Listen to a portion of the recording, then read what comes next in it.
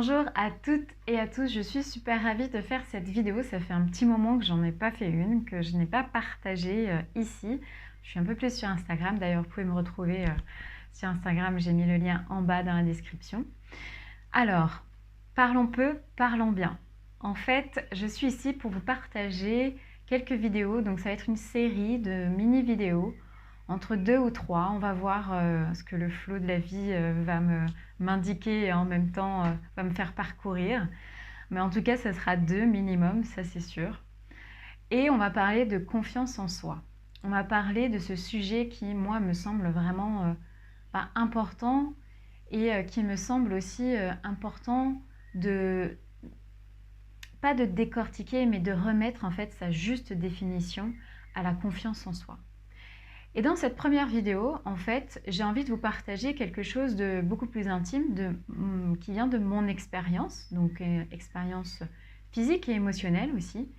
Et ce que je vais aussi vous partager, c'est un peu mon cadre dans ces 3 mini-vidéos ou 2 mini-vidéos. C'est qu'en partageant mon expérience, mon intention derrière, c'est de ne pas mettre mon expérience sur le devant de la scène et de dire regardez-moi, regardez tatati tatata. C'est pas ça du tout. C'est vraiment depuis une intention où on est vraiment tous et toutes liés. Mon expérience n'est pas la seule. Et je suis sûre que quand vous allez entendre mon expérience, vous allez peut-être vous dire « Ah bah ouais, moi aussi j'ai déjà vécu ça. Ah bah tiens, je n'avais pas vu ça comme ça. » Ou alors « Ah bah tiens, moi j'ai une amie qui effectivement vit ça.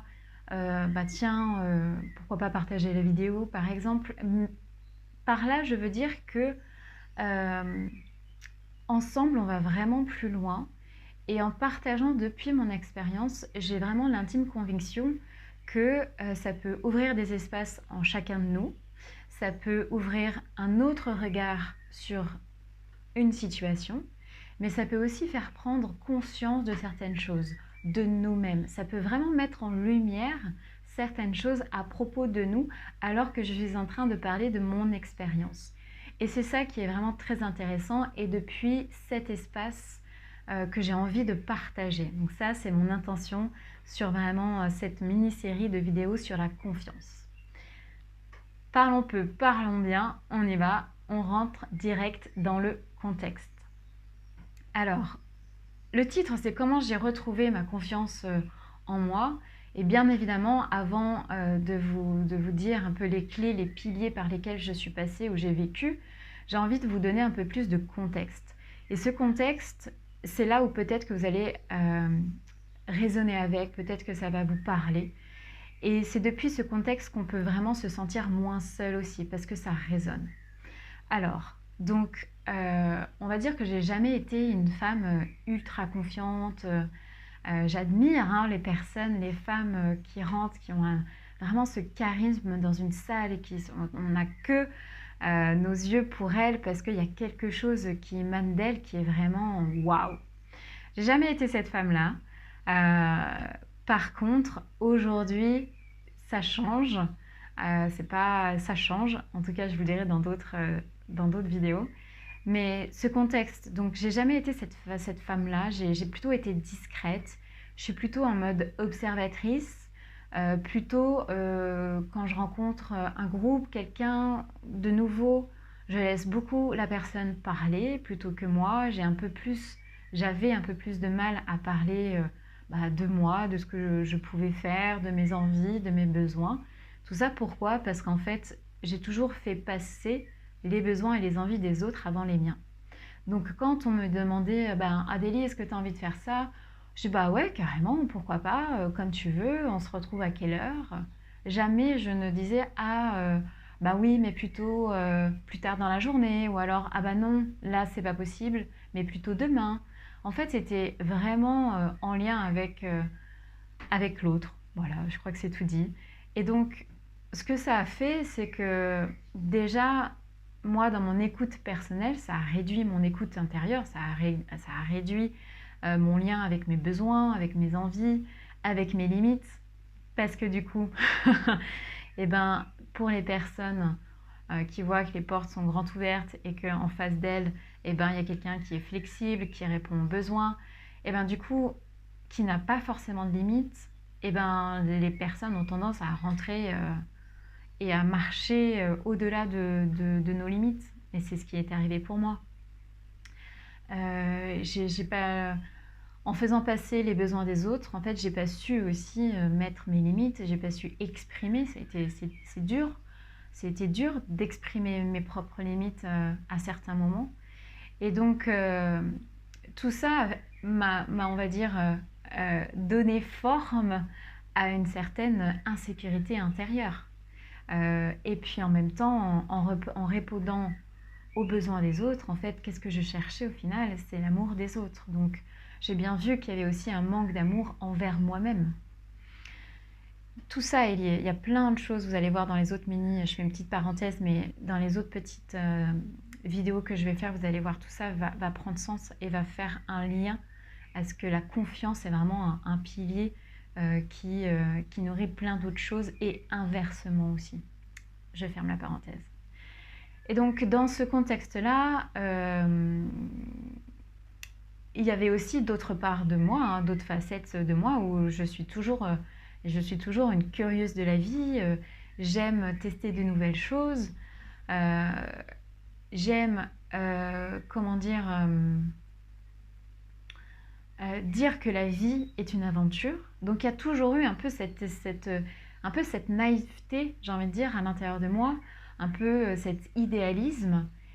Mais du coup, cet idéalisme et cette naïveté, à un moment donné dans ma vie, eh ben, a été tourné un peu plus dans mon mode pathos. C'est-à-dire que au plus tu es naïve, au plus tu es idéaliste, au moins tu es dans la réalité, et au moins tu mets des barrières, et au moins tu te connectes avec toi pour voir ce qui est là, ce qui n'est pas là. Donc en fait, j'ai été vraiment dans ce contexte-là. Ce qui m'a valu de rencontrer dans des relations intimes des hommes qui dépassaient les limites clairement de l'entendable. Ça m'a valu effectivement de me faire marcher sur les pieds, et comme j'étais en recherche, on va dire, d'amour, que quelqu'un m'aime, je répondais souvent en fait aux attentes de mes compagnons sans que eux ne répondent aussi à mes attentes. Donc il y avait vraiment les relations étaient vraiment que dans un sens et pas forcément dans l'autre. Même si je suis quelqu'un d'assez joyeux, j'étais quelqu'un d'assez joyeux, quelqu'un qui pouvait être aussi parfois ferme et rigide, parce que dans la vie on vit toujours un versant d'une pièce, et parfois il y a l'autre versant qui surgit. Et parfois je pouvais être cette personne qui était rigide, cette personne qui fermait tout, parce que justement en fait c'était une réponse de mon mode de survie en fait. Quand je donnais trop et que je m'épuisais trop pour d'autres personnes, en fait mon mode de survie était je shut down everything, je ferme la porte à tout, merci, au revoir, vous ne me contactez pas, je disparais et merci, au revoir. Donc j'avais aussi ce comportement-là, et qui du coup a entamé, a grignoté un peu ma confiance en moi-même. Et j'ai cette image, j'ai ce flash qui vient où en fait il y a un dessin sur une feuille A4, et chaque expérience que j'ai pu vivre est venue grignoter cette feuille A4, ce dessin de confiance est venu grignoter, grignoter, grignoter, et jusqu'au jour où en fait je suis dans une relation avec quelqu'un qui au début me paraît différente. Au début cette personne m'écoute, au début cette personne fait des choses que d'autres n'auront pas pu faire, en tout cas n'ont pas fait. Je peux l'appeler et il peut venir, alors que d'autres étaient non, pas maintenant, machin.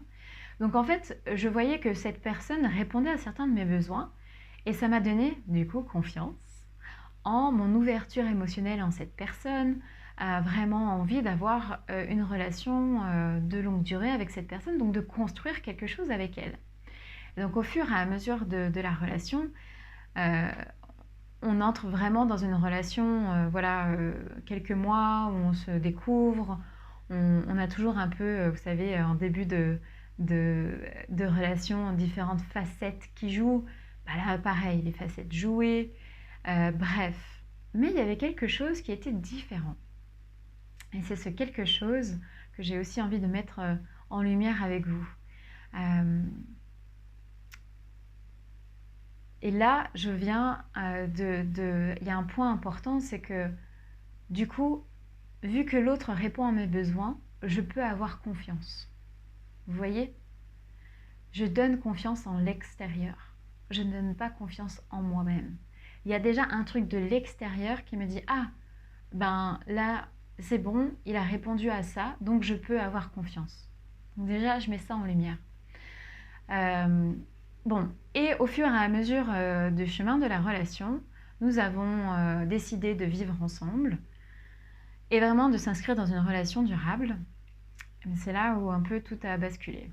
Quand je dis tout a basculé, c'est que petit à petit, eh bien, ses comportements ont changé. Petit à petit, il y avait des remarques, des regards.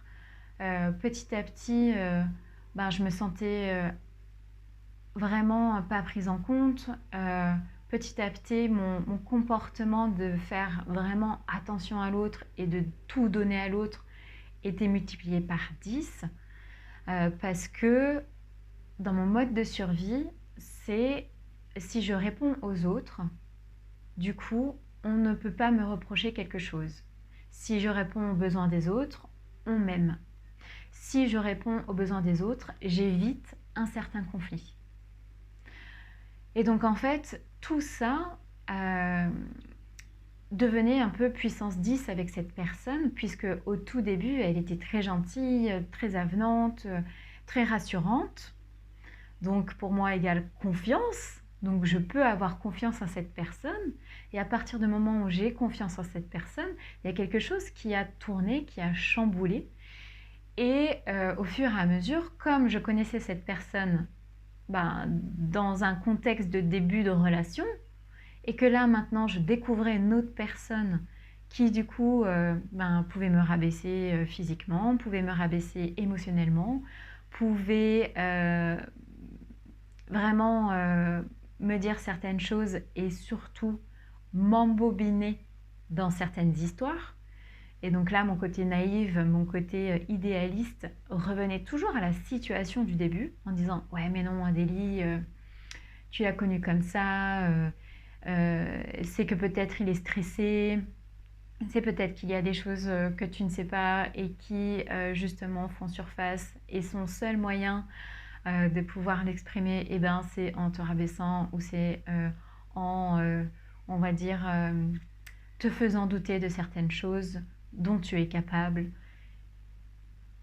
Je donnais des excuses à cette personne parce que je l'avais connue dans un certain contexte et je donnais des excuses à ses comportements, ce qui du coup me faisait rester dans la relation.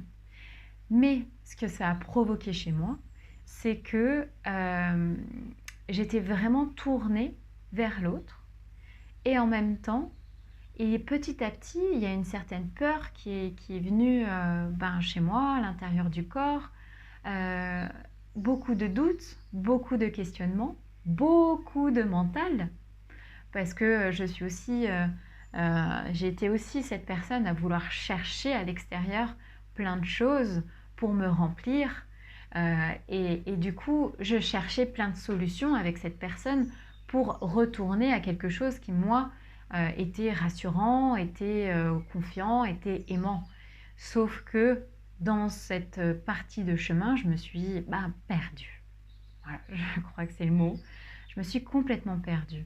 En fait, je ne me reconnaissais plus. En allant vraiment à plus de 100% à l'extrême sur un versant de ma pièce, donc celui qui est vraiment de donner, de vouloir comprendre, de vouloir chercher la solution, de vouloir éviter les conflits, de vouloir comprendre l'autre. Enfin, tout ça a fait que... Je commence à voir les épaules qui se contractent. Mais tout ça a fait que, à un moment donné, je me disais, mais elle est où ma joie de vivre en fait? Elle est où cette sensation de légèreté que je pouvais avoir avant? Elle est où cette curiosité de la vie que j'avais avant et que là maintenant je n'ai plus? Et donc dans ce contexte, peut-être que vous l'avez compris ou pas, mais j'étais avec un pervers narcissique. Et donc, un des traits des pervers narcissiques, c'est aussi de vous éloigner de vos amis, de vos proches. Et ben, c'est ce qui s'est passé. Donc, éloignement petit à petit de proches, mais parce que j'étais tellement tournée à éviter les conflits, à recevoir de l'amour, à répondre aux besoins de l'autre, que du coup, bon, bah, c'était OK. Dans la Adélide à ce moment-là, ben, c'était OK parce que ça m'évitait un conflit, parce que ça m'évitait des choses et que en même temps, ben, du coup, on pouvait avoir une soirée tranquille devant un film. C'est vraiment allé jusque-là. Et après, au niveau physique, ce contexte-là est allé bien au-delà et mon corps m'a partagé beaucoup de choses. Et c'est pour ça aussi, je fais une autre parenthèse, je fais ce que je fais aujourd'hui où j'accompagne les femmes à vraiment se relier à leur corps parce que notre corps nous donne des messages à travers, à travers nos ressentis. Et on n'a pas appris dans cette société à ressentir nos émotions ou ce qui pouvait se passer ou les signes. Je ferme la parenthèse. Et donc mon corps, je ne mangeais plus parce que j'avais vraiment plus faim. Je perdais mes cheveux. Je faisais un rêve récurrent, mais vraiment très récurrent, jusqu'au point de me dire, bah, attends, je vais quand même chercher la signification de ce rêve-là. Je faisais des éruptions cutanées, donc ça me grattait sur certains endroits de mon corps. J'étais l'ombre de moi-même, vraiment l'ombre de moi-même. Et donc, quand on parle de confiance, bah en fait, l'ombre de la confiance, j'étais là, j'étais complètement là-dedans. Et j'étais dans un cercle vicieux qui m'enfermait, qui du coup nourrissait ce que je connaissais déjà et ce qui était ce que j'avais déjà vécu. Et en fait, comment, à un moment donné, un matin, je me suis vraiment dit, mais en fait, là, je ne me reconnais plus, ce n'est plus moi. C'est quoi mes options? Et l'option était, en fait, je ne vois pas l'utilité de vivre. Ça y est, là, c'est la goutte d'eau qui fait déborder le vase. Parce que ce genre de relation, c'est peut-être ce que j'avais déjà un peu vécu dans certains prémices, dans d'autres relations. Mais là, c'est arrivé fois 10 000 sur 3 ans et demi. C'est en fait c'est presque un stress post-traumatique que je vivais chaque jour. Et même pas post-traumatique, mais un stress traumatique que je vivais chaque jour. Et que je nourrissais chaque jour. Parce que je ne m'écoutais pas, parce que j'ai tourné vers l'autre. Donc en question de confiance en soi, nada. Parce que bien sûr, mais attends, mais pourquoi t'es pas partie, Adélie? Bah ouais, pourquoi je suis pas partie? C'est une question que je me suis posée, que je vous répondrai bien dans une autre vidéo. Mais c'est pour vous dire que cette notion de confiance, en fait, elle est vraiment déjà et d'une, si je mettrais en lumière par rapport au contexte que je vous ai partagé, c'est que on a tendance à donner confiance à l'extérieur et pas en nous-mêmes. On a tendance à se comparer et donc du coup à douter et avoir un mental vraiment très présent qui nous fait questionner de nos actes, de nos intentions, de nos décisions, donc qui réduit notre confiance en nous-mêmes. Et aussi, ce qui est lié à cette confiance, c'est en fait, à un moment donné, c'est émotionnellement, on ne se reconnaît plus. On n'est plus cette femme joyeuse, on n'est plus cette personne qui est curieuse de la vie. Du coup, on perd confiance. Et en fait, de par ce contexte-là, il y a vraiment un matin où je me suis réveillée, où je me suis dit, bon ben voilà, qu'est-ce que tu fais en fait? Et j'ai ressenti une vague vraiment qui partait du bassin vers le haut, qui me dit, mais non, mais c'est pas possible, tu peux pas rester ici, tu peux pas. Je sais pas comment je pourrais vous le dire en mots, mais c'était un no way. J'ai jamais ressenti une limite aussi forte à l'intérieur de moi. J'ai jamais ressenti quelque chose de aussi clair à l'intérieur de moi. C'est comme si en fait la vie me disait mais non, il y a autre chose pour toi. Il y a vraiment autre chose. Et donc c'est dans cette autre chose que je vous dirai dans la deuxième vidéo, de vraiment les piliers ou par quoi j'ai commencé pour revenir à l'intérieur de moi, pour revenir et reconstruire ma confiance intérieure. Parce que qui dit confiance intérieure, j'ai découvert que c'était pas juste une question de confiance. J'ai découvert que c'était une question de sécurité intérieure. J'ai découvert que c'était une question d'amour pour soi. J'ai découvert que c'était une question de lâcher prise. Et j'ai découvert que ce n'était pas qu'une question de contrôle. Donc ça, je vais y revenir dans les prochaines vidéos. Donc voilà, j'espère que déjà cette première vidéo vous parle, résonne, met peut-être en lumière aussi quelque chose pour vous. Et n'hésitez pas à partager en commentaire parce que vraiment, je crois profondément qu'en partageant, moi en tout cas, je regarde vos commentaires et j'y réponds. Donc si vous avez envie, si vous avez une question, n'hésitez pas. Et si peut-être cette vidéo résonne pour quelqu'un de votre entourage, n'hésitez pas à la partager non plus. Voilà, et je vous dis à très vite dans un deuxième épisode de cette mini-série « Comment retrouver la confiance en soi ».